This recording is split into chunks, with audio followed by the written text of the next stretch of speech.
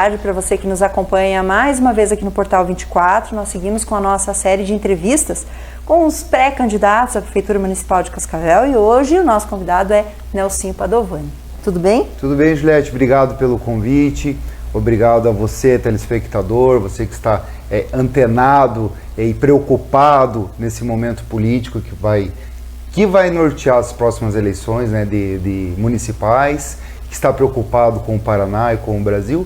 Acho que é a hora de nós debatermos ideias, propostas, buscando o bem comum, buscando o futuro da nossa sociedade, o futuro da nossa Cascavel, que tudo vem pelo município. Não adianta a gente esperar do governo federal ou do estadual. Tudo começa dentro da nossa casa. Nossa casa é a primeira igreja, a igreja familiar é a casa, né? Então, agradeço essa oportunidade, que para mim é muito importante, esses espaços alternativos na internet que chegam em todos os cantos.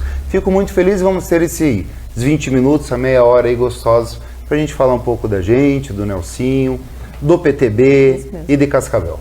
Bom, para quem não lembra de você na vida política, você foi vereador aqui em Cascavel, mas você pode contar um pouquinho da sua trajetória? Olha, eu nasci em Cascavel em 1977, estudei em Cascavel, fiz faculdade em Cascavel, morava na rua Visconde de Guarapuava com a rua Presidente Kennedy. Aos 9 anos de idade, trabalhava na Madevani como office boy. Ali tinha o Banco Itaú, o Banco Sul Brasileiro, o Banco do Brasil era próximo da minha casa, eu era office boy. Aos 12 anos de idade, entrei na Metropolitana Tratores, trabalhava no Cardex. Na época não existia computador, na época era Cardex, então quando você vendia uma peça, você fazia uma peça, tinha 10 no estoque, menos uma, colocava o valor dela que foi vendida, colocava o valor do imposto, depois você fazia o saldo, era 9 peças, e no final do ano você conferia o Cardex com o estoque real e começava de novo. Hoje em dia as pessoas fazem o balanço no computador, nem sabem, na verdade, como é a origem, né?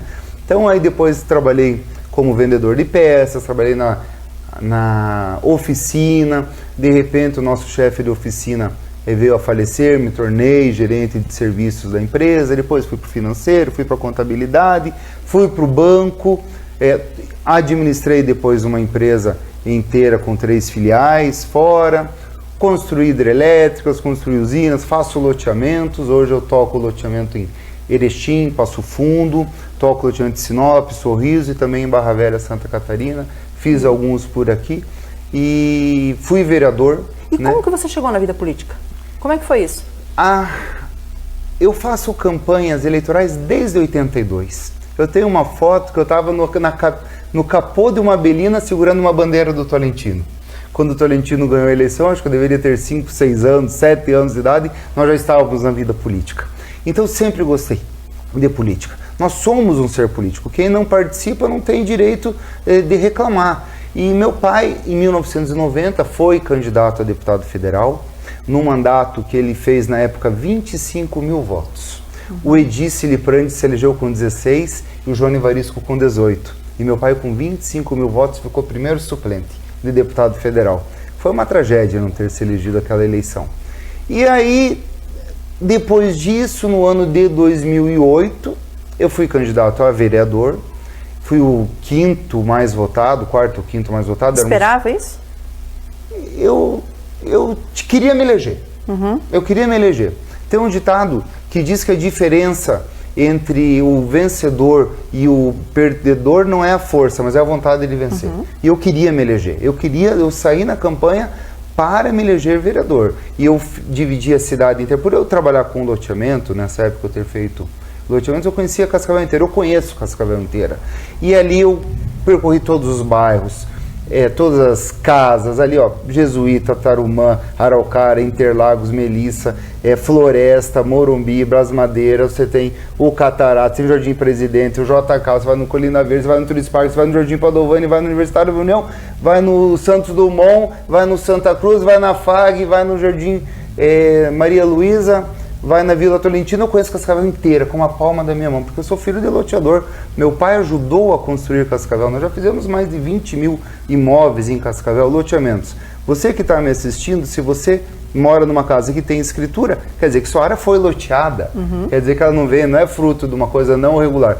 E isso é ser um loteador. Loteador é a coisa mais bonita.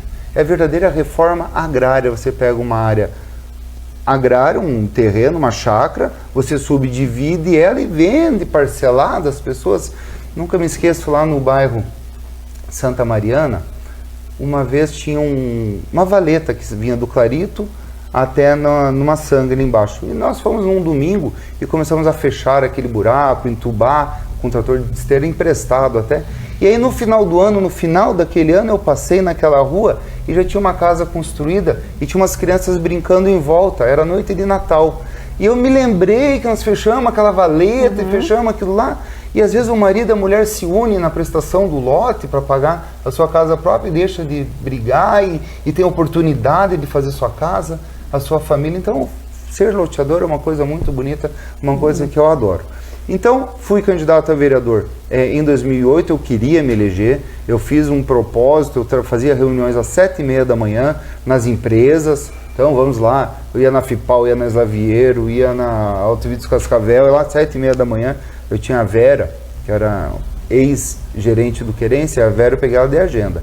Ela conhecia todo o comércio de Cascavel, ela ligava, ó, Nelsinho, pode falar. E eu chegava, as pessoas batendo o cartão, e eu falava, ó, sou o Nelsinho, sou candidato a vereador, a minha proposta do desenvolvimento, do emprego, do restaurante popular, e assim eu fui. E deu certo. Aí eu fazia reuniões de tarde, nas casas também, 1 ou 2 reuniões de tarde, e 6, 7, 8 da noite, toda noite em reunião. Dava 9 da noite eu estava em casa. Porque quem quer fazer política, quem faz política séria, não tem que estar em bar. Bar de noite não dá voto. Então eu dava 9 da noite, eu estava em casa, e no outro dia, 7h30 da manhã, eu começava de novo nesse trabalho. E sane uma dúvida minha, por favor, porque você fez parte de uma legislatura considerada talvez uma das piores que Cascavel já teve, com muitos escândalos. Muitos escândalos. E como é que foi isso para você? Para o seu crescimento como político? Olha, eu tenho o maior orgulho de ter sido vereador. Eu me lembro quando eu ia dar entrevista na Rádio Colmeia, eu falava, gente, quando eu era pequeno, nós tínhamos uma moça que trabalhava em casa que era Nésia, ela ouvia a Rádio Colmeia e eu falava, e eu hoje aqui dando entrevista na Rádio Colmeia como vereador. Isso para mim era uma satisfação ser vereador de Cascavel. E terminamos o mandato da minha legislatura com o presidente da Câmara afastado, o vice-presidente afastado e preso. No começo da legislatura teve vereador preso, polícia batendo na porta de vereador o mandato inteiro.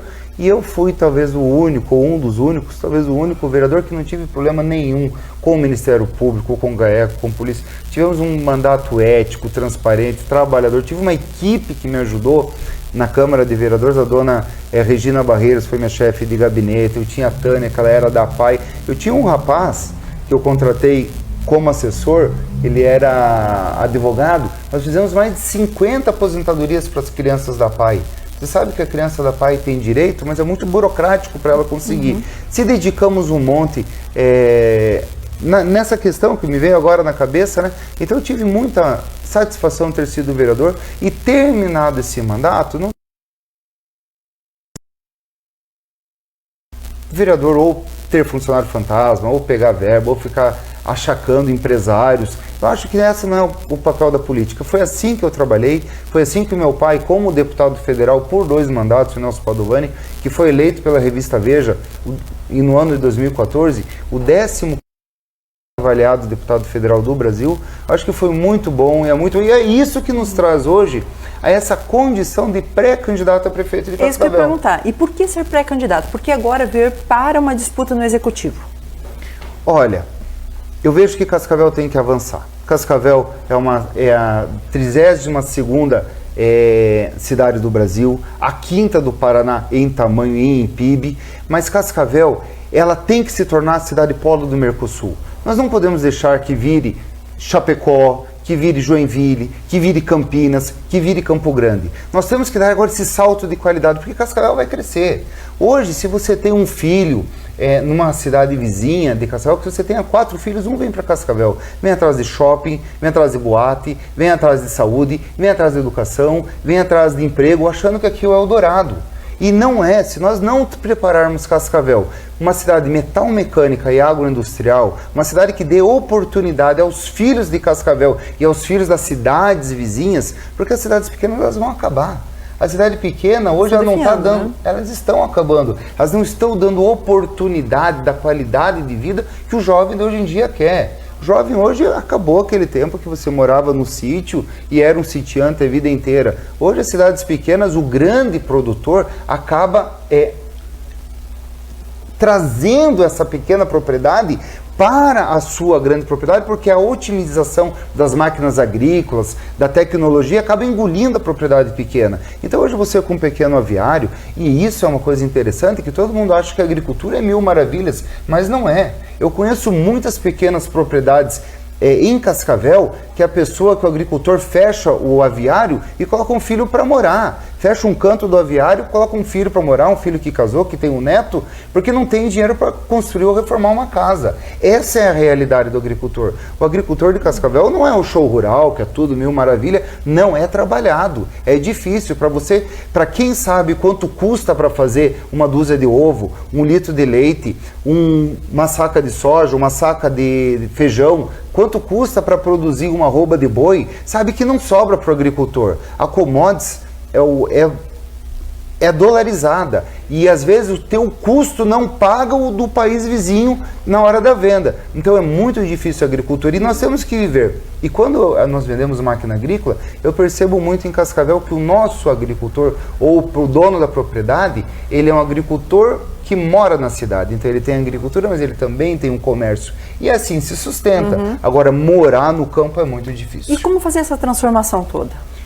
Nós temos que transformar Cascavel num novo polo, um polo de metal mecânica e agroindustrial. Agroindustrial sim, com os abatedouros de frango, que hoje nós abatemos 1,5 milhão de frango por dia, a nossa região. A Copacol, a Lar, a Cevalha, a Copavel, outras empresas, 1,5 milhão de frango. Só que o salário do trabalhador do frango no frigorífico é um salário baixo, é um salário de R$970. Você vê que hoje você está trazendo trabalhadores de Diamante do Sul, de cidades menores, está trazendo haitianos. Se você vê na linha de produção quantas pessoas de fora que trabalham na linha de produção, é gigante. E essas pessoas que vêm de fora estão tirando também o emprego do cascavelense. Nós temos que dar um salto na qualidade do salário do trabalhador de Cascavel, e aí através da metal mecânica. Quem que não queria, qual cidade que não queria ter uma indústria como a Mascarello? Que hoje nós temos aqui uma fábrica de carroceria de ônibus, mas o elo produtivo de uma grande indústria como essa nós não estamos aproveitando. Nós não temos uma indústria de rodas, nós não fabricamos o volante, nós não fazemos a costura, nós não injetamos o para-choque, o para-lama. Nós temos 2 indústrias de silo em Cascavel, que entra na metal mecânica, a Consilos e a Comil, mas nós não temos uma indústria de parafuso. Nós não temos que cortam chapas, que dobram chapas, que fazem a esteira. Nós poderíamos estar produzindo aqui até as correias, as borrachas. Não temos. Tudo é importado do Rio Grande do Sul, de São Paulo ou da China. Então qual que é o caminho para Cascavel? O norte para uma Cascavel para 500 mil habitantes, dando qualidade de vida e salário para Cascavel, é transformar Cascavel numa cidade agroindustrial e metalmecânica. A metalmecânica é a fundição, é a transformação, é a oportunidade de agregar salário. Aquele salário da linha de produção de frango de R$970, o mesmo trabalhador melhor qualificado para ganhar 3, 4, 5 mil reais. É o mesmo cidadão com um pouco mais de cultura, um pouco mais bem treinado, que nós vamos trazer. E o que precisa para isso? Treinamento, planejamento, questão fundiária, questão logística, questão de fundiário. Na época do prefeito Salazar, na frente da Ferroeste, ele desapropriou uma área de 100 alqueires. E olha na frente da Ferroeste hoje, quantas indústrias estão lá instaladas. É isso que nós temos que fazer. Dar essa oportunidade fundiária, com o treinamento da mão de obra, com o elo produtivo para as indústrias já locais, dar oportunidade para as indústrias locais crescerem no elo produtivo dela, treinar essa mão de obra. E aí eu tenho um sonho, Juliette, que nós fazermos esse novo distrito industrial na região norte de Cascavel.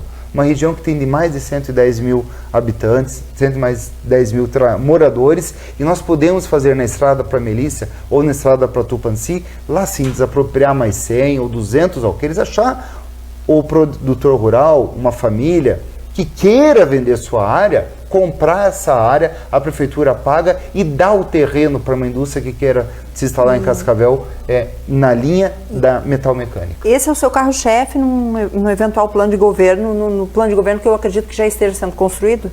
Você imagine o pai de família que acorda numa segunda-feira e não tem onde trabalhar. Você imagina o pai de família que sabe que ao meio-dia vai ter que levar o almoço para os seus filhos e não tem o que levar. E o emprego não vem por decreto. O emprego vem por planejamento, vem por ações. Não adianta a gente dizer que nós criamos muitas carteiras assinadas esse ano passado, do outro ano, ou pequenas empresas. Por quê? Cascavel hoje tem 35 mil trabalhadores na prestação de serviço. Cascavel tem 25 mil trabalhadores no comércio e tem só 12 mil na indústria. Onde é que está o gargalo? Está na industrialização. Sabe por quê? Porque o primeiro que demite é o comércio. Na primeira crise, se o comerciante tem 3 funcionários, ele demite 1. Ele demitiu 33% da folha de pagamento dele. Ele coloca um filho, vai ele com o umbigo para frente do balcão e tocar o seu negócio. Então o comércio é muito frágil. Agora, a indústria não. A indústria é a hora que você tem uma base industrial pesada, é que você comprou o maquinário, você produz aqui e você pode exportar para outros estados e para outros países. E também ter a nossa capacidade e a oportunidade que nós temos de ter em Cascavel a Ferroeste. Nós temos que pensar Cascavel com a nossa Ferroeste indo para o Paraguai e chegando ao Chile, no porto de Antofagasta, porque daí nós vamos chegar no Pacífico. Que essa é efetivamente a proposta que vem sendo defendida pelo governador. Perfeito, e já lá atrás pelo governo Martinez, mas e até hoje ninguém faz, então nós temos que, o Martinez na época, o Ratinho pai foi deputado federal, na época que meu pai foi candidato, o Martinez tinha esse sonho. E agora o filho dele teve esse sonho. E eu, como filho do meu pai que tinha esse projeto também, vou continuar ele. Nós temos que chegar ao porto de Antofagasta. Cascavel tem a posição geográfica de nós termos aqui o Porto Seco. Você já pensou quantos milhões de reais nós pagamos de ISS-QN para Paranaguá? Para carregar os navios, descarregar os caminhões, descarregar os navios com o nosso dinheiro. E aqui quem fez o Grande Norte de Paranaguá foi um cascavelense, né, o seu Roberto Vipichi, que quando presidente da Cotriguaçu fez o terminal da Cotriguaçu em Paranaguá, né? Porque antes tu ia para Porto Alegre ou ia para Santos. Nós devemos muito ao grande homem cooperativista, que é o seu Roberto Vipichi. E falando em cooperativismo, nós temos que pensar Cascavel sempre pensando nas cidades vizinhas. Não adianta Cascavel estar bem, mas nós trazermos de fora trabalhadores que vão tirar o emprego das pessoas que já estão estabelecidas aqui. Então, veja a Cafelândia. Cafelândia hoje está crescendo mais do que Nova Aurora, do que Corbélia, do que Anaí. Por quê? Porque existe uma cooperativa forte, a Copacol. Então, nós temos que dar oportunidade às cidades lindeiras, a Cascavel, que elas também se industrializem, como você vê no interior de São Paulo. Sorocaba, Campinas, Marília, todas as cidades industriais. E nós temos que fazer isso em Cascavel,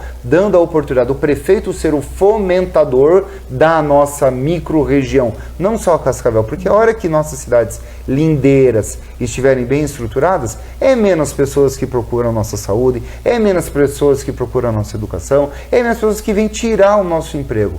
Você sabe que Toledo já está num outro passo. Cascavel já está na indústria da biotecnologia. O salário da biotecnologia é muito maior, elevado, né? Muito maior do que o de Cascavel. E é o mesmo trabalhador. Ele é treinado para ter aquela outra função. E é isso que nós temos que pensar para Cascavel. Qual que é o nosso norte? A indústria metal. E Toledo, se a gente cortar, se você me permitir, a médio e longo prazo vai criar muito mais emprego concordado do que Cascavel. Porque já deu um passo adiante. Porque está, porque a empresa fomentadora, pública, fomentadora deles lá, tem uma outra visão. Veja, hoje estão fazendo até energia elétrica em Toledo, com resíduos de dejetos, de suínos, de gado e de frango. Quer dizer, já estão um passo a mais. E a maior usina em operação em breve. Que vai entrar em operação, mais de 30 milhões de reais de investimento está aqui em Toledo. Nós temos que olhar para Toledo não com olhos com ciúme, mas falar, opa, eles têm 6 restaurantes populares, Cascavel tem um porque eu briguei. Me lembro que veio uma comissão no meu gabinete, quando eu era vereador, falar que não podia ter restaurante popular em Cascavel. Eu toquei eles no meu gabinete. E não, Cascavel tinha que ter.